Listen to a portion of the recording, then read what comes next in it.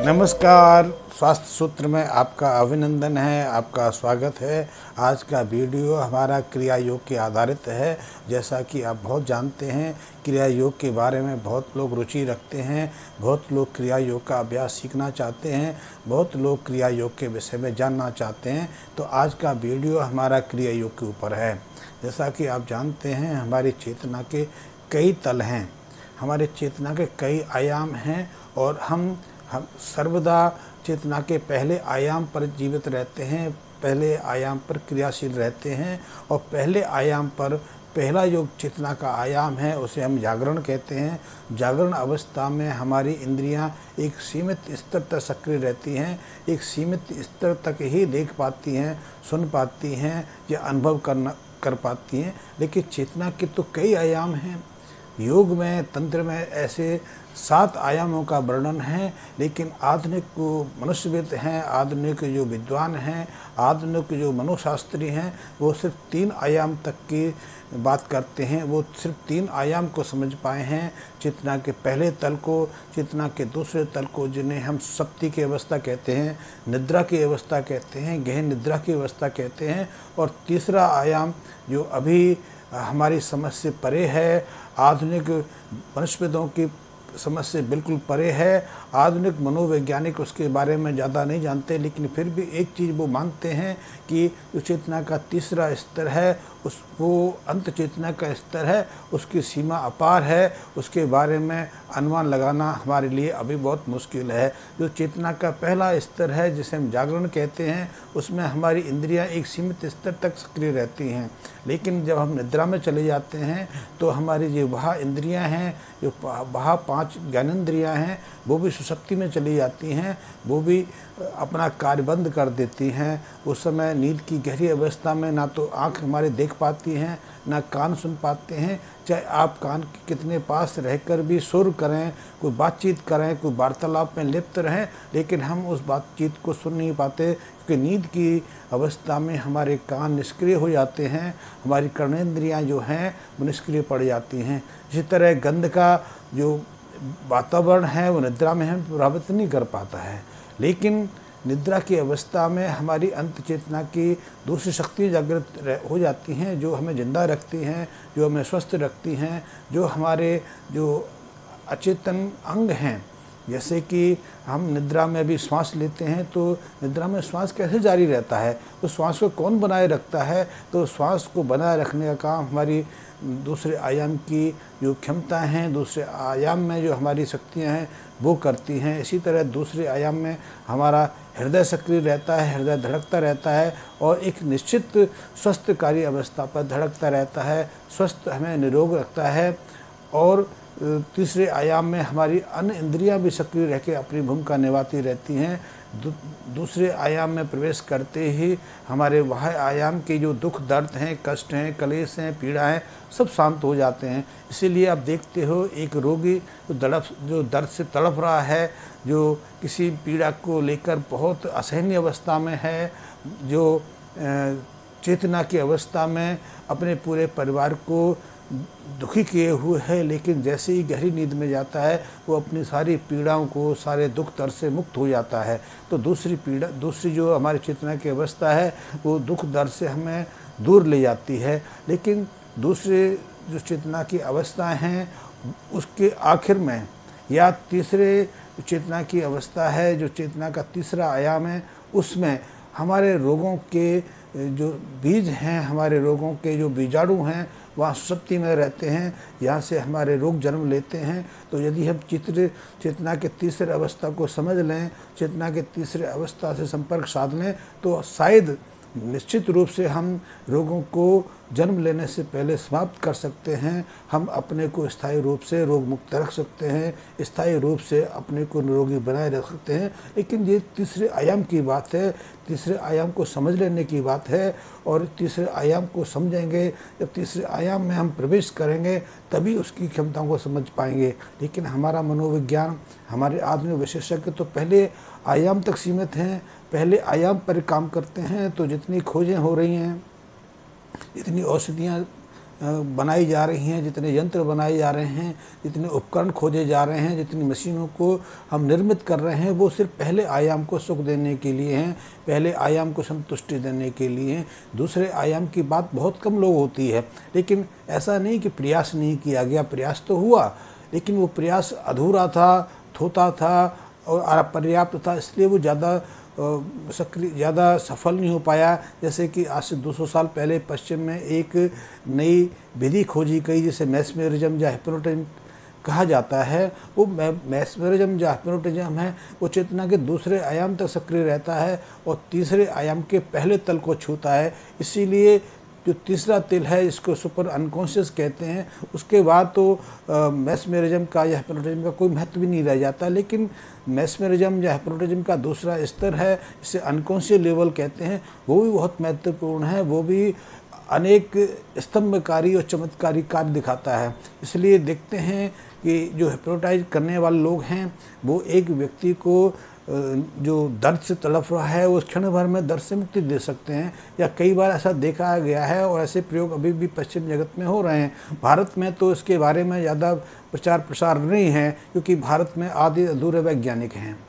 विज्ञान की एक ऐसी श्रेणी है जो हमें विज्ञान के कुछ सूत्र सिखा के हमें कहती है कि हम वैज्ञानिक हो गए, लेकिन विज्ञान की धारा तो निरंतर बहती है। पर भारत में या कई और देशों में इस पर ज़्यादा कार्य नहीं हो पाया, क्योंकि वहाँ हमारी जो सीमा है वो सीमित कर दी जाती हैं। इसलिए मैस्मेरिज्म या हिप्नोटिज्म पर भारत में ज़्यादा कार्य नहीं हुआ, लेकिन पश्चिमी जगत में तो हिप्नोटिज्म पर बहुत कार्य हुआ है। आज वो पश्चिम में शायद ही कोई ऐसा बड़ा अस्पताल होगा जहाँ किसी हिप्नोटाइज को नहीं रखा जाता, क्योंकि हिप्नोटाइज ही एक व्यक्ति को हिप्नोटाइज करके एक आर्टिफिशियल नींद में ले जाके उसे कई तरह के दुखों से मुक्ति दिलाता है। यहाँ तक कि वहाँ ऑपरेशन भी हिप्नोटाइज करके किए जाने लगे हैं, क्योंकि हिप्नोटाइज की अवस्था में व्यक्ति को ना तो दर्दनाक दवा देनी पड़ती है, ना उसे एनेस्थीसिया देना पड़ता है कि उसको बेहोशी की जरूरत पड़े, फिर भी वो सहजता से ऑपरेशन करा लेता है, दर्द रहित अवस्था में रहता है।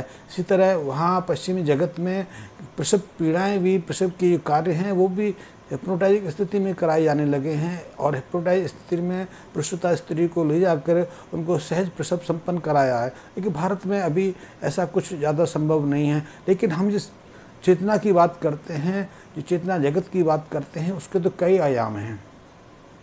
हमने चेतना के तंत्र ने या योग ने चेतना के 7 आयाम माने हैं। तीसरे आयाम की शुरुआत में ऐसी घटनाएं घटित होती हैं तो उसके हम ऊंचाई में प्रवेश करेंगे, उसके और अंतस में जाएंगे, गहराई में जाएंगे, तो कितना कुछ घटित हो सकता है इसका अनुमान लगा सकते हैं।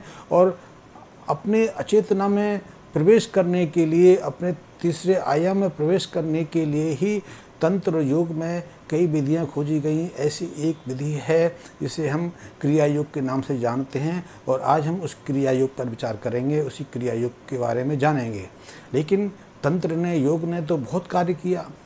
तंत्र में कुंडली जागरण का एक पूरा विस्तृत विवरण है कि कुंडली जागरण से हम अपने जो केंद्र हैं, जो हमारे शरीर के अंदर, हमारे मन अंत चेतना में जो सुषुप्त 7 केंद्र हैं, उनको जागृत कर सकते हैं और असीमित क्षमताओं को प्राप्त कर सकते हैं। इसी तरह योग में कई तरह की विधियां हैं जिनके माध्यम से हम अपनी सुषुप्त इंद्रियों को, सुषुप्त चेतना के केंद्रों को जागृत कर सकते हैं।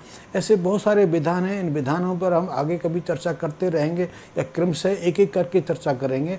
आज का हमारा जो क्षेत्र है, आज की जो चर्चा का विषय है, वो क्रिया योग है। तो क्रिया योग एक ऐसी विधि है, एक ऐसी ध्यान विधि है, एक राजयोग आधारित एक ऐसी मेडिटेशन टेक्निक है जिसके माध्यम से हम अपनी अंत चेतना में प्रवेश कर सकते हैं। हम अपनी अंत चेतना को जागृत कर सकते हैं और अपने अंदर जो आत्मशक्तियाँ हैं, अपने अंदर जो अतीन्द्रिय शक्तियाँ हैं, उनका जागरण कर सकते हैं, उनके साथ संबंध स्थापित कर सकते हैं, और उनके माध्यम से हम अपने जीवन में एक बहुत परिवर्तन ला सकते हैं। अंत चेतना में असीमित क्षमताएं समाहित हैं। जैसा कि हम जानते हैं कि यदि किसी व्यक्ति की अचेतन शक्तियाँ जागृत होने लगें तो साधारण से असाधारण स्तर प्राप्त कर लेता है। एक सहज बुद्धि का व्यक्ति जो सामान्य पढ़ना लिखना नहीं जानता लेकिन एक विद्वानों की श्रेणी जैसा कार्य करने लगता है, विद्वानों जैसे संबोधन करने लगता है। इसीलिए जब किसी व्यक्ति का अपनी अंत चेतना के तीसरे आयाम से संपर्क स्थापित होता है तो वो नए विचारों का सूत्रपात कर पाता है, नई धारणाएं स्थापित कर पाता है, समाज को नए विचार दे पाता है और एक से एक अद्भुत कार्य करने में सक्षम रहता है। नए विचारों की अवधारणा, नए विचारों का सूत्रपात उसी तल से होता है, क्योंकि बाहर तल पे तो हम इतना कार्य कर ही नहीं सकते, ऐसा सोच विचार ला ही नहीं सकते। जब हमारी सोच विचार और मन का संपर्क कहीं किसी तीसरे चौथे आयाम से स्थापित होता है तो एक से एक अद्भुत क्षमता हम में से अवतरित होती हैं। आपने देखा होगा कि जो विशेष लेखक होते हैं, विशेष चित्रकार होते हैं, संगीतज्ञ होते हैं, तो वो बाह्य आयाम या साधारण आयाम की बात नहीं करते। वो उनकी चेतना अपने अभ्यास से, अपनी एकाग्रता से, अपने सघन चित्त की एकाग्रता से उस आयाम को प्राप्त कर लेती है, जिसे हम तीसरा आयाम कहते हैं, जिसे सुपर अनकॉन्शियस माइंड कहते हैं। तो जो क्रिया योग जैसी पद्धतियां हैं वो ऐसे आयामों को सक्रिय करने के लिए, ऐसे आयामों को आत्मसात करने के लिए, ऐसे तृतीय चौथे आयाम की प्राप्ति के माध्यम बनते हैं। और क्रिया योग की बात करें या और दूसरे के माध्यम की बात करें तो इनमें अद्भुत शक्तियाँ हैं कि वो हमारी अन्य जो आत्मशक्तियाँ हैं उनको जागरण करने में सहायक बन सकती हैं, मददगार बन सकती हैं। तो मैंने बात की हमारी आत्म इंद्रियों की, अंतस की शक्तियों की, तो इनमें असीम क्षमता है, असीम सीमा है। इनकी कोई सीमा तो बांधी नहीं जा सकती क्योंकि उनकी क्षमताएं असीम हैं। आप जैसे ही दूसरे आयाम को पार करते हैं, दूसरे आयाम को जीतते हैं, तीसरे आयाम में प्रवेश करते हैं तो आपकी जो अंतस की ज्ञानेंद्रियां हैं, आपके अंतस की जो कर्मेंद्रियां हैं, उनकी सीमा अपार हो जाती हैं। इसीलिए स्वप्न के माध्यम से ऐसा व्यक्ति ऐसे स्वर सुन पाता है, ऐसे रंग देख पाता है, ऐसी अभिव्यक्तियाँ कर पाता है, ऐसे चित्र बना पाता है, या किसी दूर तराल से आ रही कहीं दूर किसी स्थान से आ रही ध्वनि को सुन पाता है। वो भविष्य में देखने की सक्षम हो जाता है, वो भविष्य को पढ़ने में अपने को सक्षम पाता है। इसलिए ये बहुत असीम क्षमताएँ हैं और ऐसी क्षमताओं को जागने का, पाने का एकमात्र माध्यम है क्रिया योग। क्रिया योग के बारे में हम बहुत सारी विस्तारपूर्वक बात करते करेंगे क्योंकि ये विषय कोई साधारण विषय नहीं, बहुत बड़ा विषय है। तो इस पर हम क्रमशः एक एक करके बहुत सारी बात करेंगे। लेकिन हमारे मन में एक प्रश्न आता है कि इस क्रिया योग का सूत्रपात कहाँ से हुआ, क्रिया योग है कैसे, क्रिया योग को करें कैसे और क्रिया योग के अभ्यास से हो क्या सकता है। तो पहली चीज़ है, हम क्रिया योग को श्वास, मन और अंतस की शक्ति का समन्वय कहते हैं। जब इन तीनों में समन्वय होता है तो हम अंत चेतना में प्रवेश करते हैं, अपनी अंत चेतना की शक्तियों को जागरण की अवस्था में ला पाते हैं। अन्यथा हमारे लिए अपनी अंत चेतना में प्रवेश करने का कोई माध्यम ही नहीं है। कि श्वास हमारे चेतना से अचेतना में प्रवेश करने का एकमात्र माध्यम है, या दूसरा माध्यम है मन। लेकिन मन पर हमारा कोई नियंत्रण नहीं है। मन अपने इच्छा से सक्रिय होता है।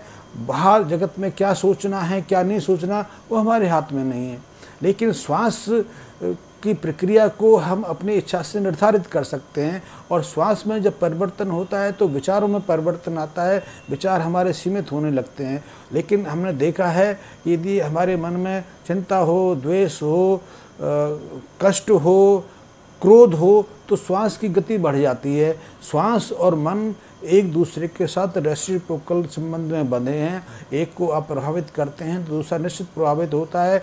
दूसरे को यदि आप अनियंत्रित करते हैं तो पहला भी अनियंत्रित होकर गति करने लगता है। तो श्वास और मन के अंदर गहरा संबंध है और श्वास को हम अपने प्रभाव से, अपने प्रयास से नियंत्रित कर सकते हैं। इस तरह हम श्वास के माध्यम से, श्वास की क्रियाओं के माध्यम से, प्राणायाम के माध्यम से, प्राणायाम की विशिष्ट क्रियाओं के अभ्यास से मन को प्रभावित कर सकते हैं। और जब हमारा मन प्रभावित होता है तो हम उसके माध्यम से अपनी अंत चेतना की शक्तियों को प्रभावित कर सकते हैं। और क्रिया योग एक ऐसा माध्यम है जो हमारे श्वास, मन और अंत चेतना के समन्वय स्थापित करता है। तंत्र भी इसका एक माध्यम है, लेकिन तंत्र में तांत्रिक क्रियाओं को आज के वातावरण में करना सहज नहीं है। क्यों कि हम यदि किसी व्यक्ति को कहते हैं कि उसे 40 दिन तक किसी कक्ष में एकांत में रहना है, तो आप सोचेंगे कि ये तो बहुत संभव है, लेकिन संभव नहीं कि पूर्ण अंधकार में एकांत में रहना सहज संभव नहीं है। आप कुछ दिन रह के देखिए, आपको पता लगेगा कि आपका क्या रूपांतरण हो रहा है, आपके विचारों में कितनी केंद्रितता आ रही है, कितना एकाग्रतापन हो रहा है, आपके संबंध और स्वभाव में व्यवहार बदलाव आने लगता है। तो वो सहज संभव नहीं। तंत्र में बहुत सारे हैं, मैं इसके बारे में चर्चा अगले अपने वीडियो में करूंगा, लेकिन मैं आज का जो कार्यक्रम है, आज का जो मेरा वीडियो है क्रिया योग से आधारित है। तो क्रिया योग में हम श्वास को, मन को और अपनी अंतचेता को योग की कुछ मुद्राओं के माध्यम से, प्राणायाम की कुछ प्रक्रियाओं के माध्यम से नियंत्रित कर सकते हैं। तो क्रिया योग में वास्तविक जो क्रिया योग है, प्राचीन जो क्रिया योग है, जिसका सूत्रपात आदि महादेव ने किया, आदि शिव ने किया, और इसकी प्रक्रियाओं को आगे बढ़ाने का कार्य योग वशिष्ठ और नाथ योगियों ने किया, या पतंजलि के माध्यम से दूसरे योगियों ने किया, जिसको शंकराचार्य और 18वीं शताब्दी में बड़ुआ बाबा या मृत्युंजय बाबा ने किया। इन सब का एक विशिष्ट क्रम काल रहा है, इनके बारे में हम चर्चा करेंगे। लेकिन क्रिया योग का अर्थ है उन क्रियाओं का अभ्यास करना, और ऐसे में प्राचीन जो क्रिया योग की पद्धति रही है उसमें 64 से ज़्यादा प्राणायाम, योग मुद्राएं, बंद और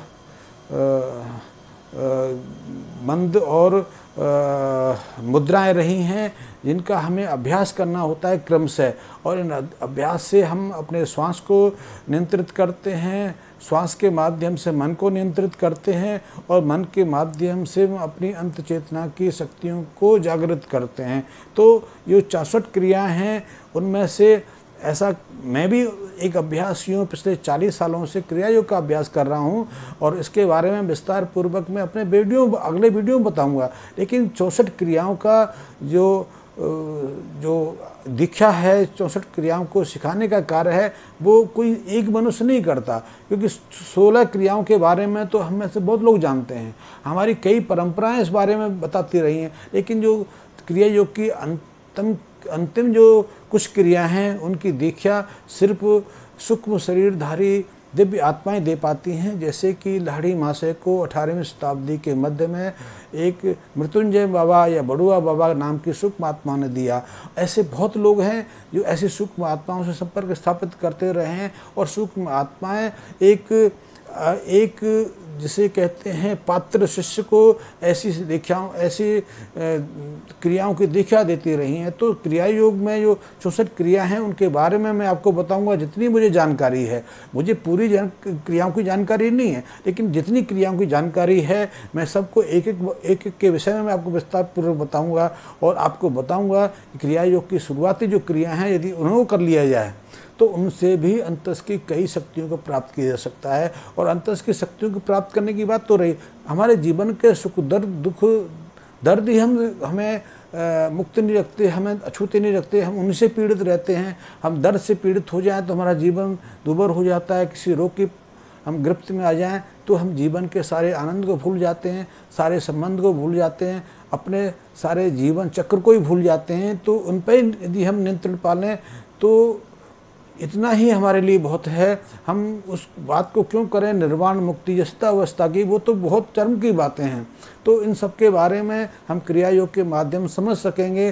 क्रिया योग को विस्तार पूर्वक हम आगे की श्रृंखला में जानते रहेंगे। यदि आपको मेरा वीडियो पसंद आया है, आप क्रिया योग में रुचि रखते हैं, आप क्रिया योग के बारे में और जानना चाहते हैं, तो आप मेरे कमेंट बॉक्स में अपना मैसेज दे सकते हैं, और मेरे इस वीडियो को, इस चैनल को सब्सक्राइब कर सकते हैं, जिससे मुझे प्रोत्साहित मिले और इस विषय को आगे बढ़ाने के लिए मुझे उत्साह हो। आज का वीडियो मैं यही समाप्त करता हूँ।